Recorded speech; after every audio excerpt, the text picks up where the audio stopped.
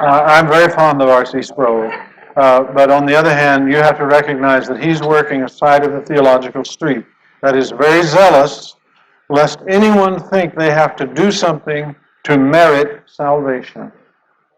And so you have John MacArthur, R.C. Sproul, and others lining up on one side, Ryrie and Zane Hodges and others lining up on the other.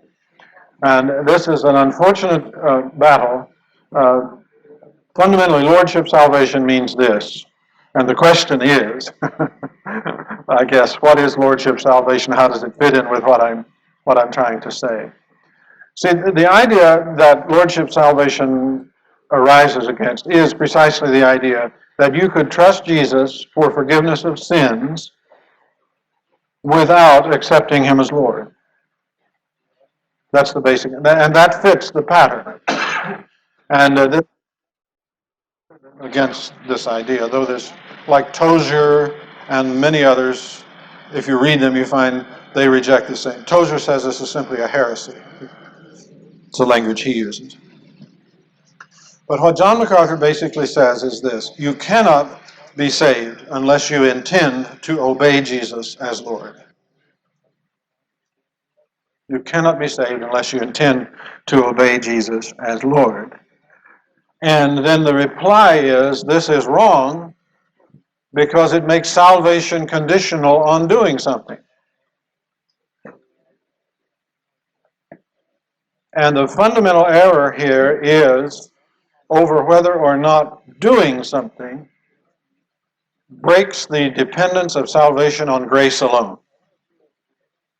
And now this is an old discussion if you've studied your Calvinism, and you know how this thing has gone on for centuries. It's fundamentally, it is a confusion, because John Calvin and no Calvinist has ever said that you could do absolutely nothing and be saved. And I don't want to split all the metaphysical hairs about this, but basically, it's just like, see, we Southern Baptists, we're very strong on that. You can't do anything to get saved. And we preach for an hour on that. And then we give a half an hour invitation for people to come forward and be saved. And don't sense anything strange about that. So if you aren't careful, you just get involved in absurdities that leave you paralyzed. And what we have to do is clearly recognize the difference between doing things in order to receive and doing things in order to merit them. And if we don't make that difference, now then we need to go on. Isn't it strange that a person could believe that Jesus was able to save them from their sins but had nothing more to give them? You know? A part of the problem here arises because of a deficient presentation of the gospel. Jesus is presented the only saving work of Christ is to pay for your sins. That is a biblical mistake and a theological mistake, and we have to recognize it for what it is. The person of Jesus saves us by our putting our faith in him.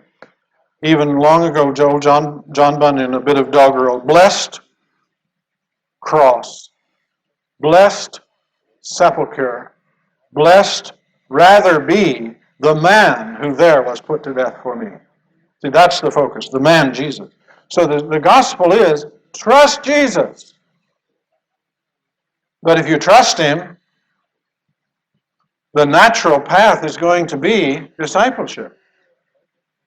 If you trust an arrangement which he has made, discipleship will be nowhere.